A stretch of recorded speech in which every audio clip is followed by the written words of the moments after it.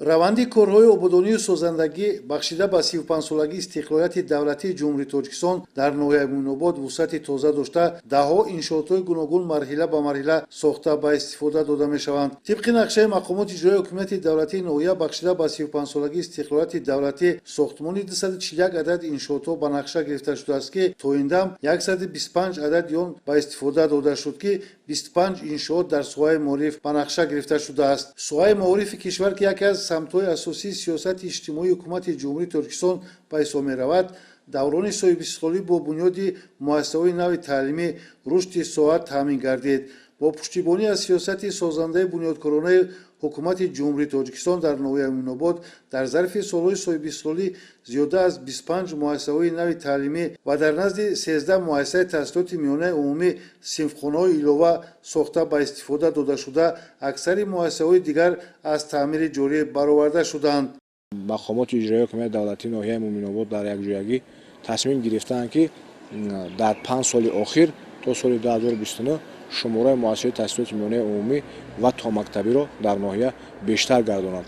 чунки агар шароити замони муосир дар муассисаҳои таълимӣ, яъне ки муҷаҳҳаз гардонидагӣ бошад барои таълим гиранда, сатҳу сифати таҳсилот барои хонандагон зиёд мегардад, бештар мегардад, хуб мегардад.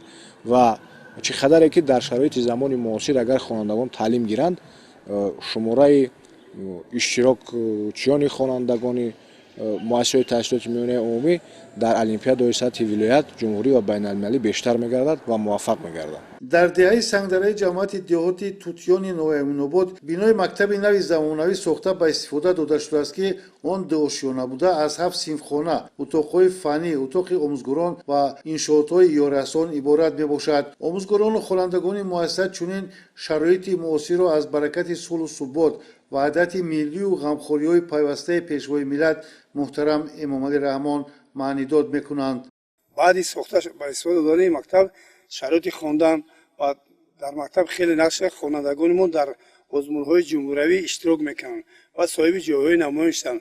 ва мо оянда умед дорем, ки дар озмунҳои дигар бо ҳамроҳи хонандагон ва ҷойҳои намоён сазовор мешавем.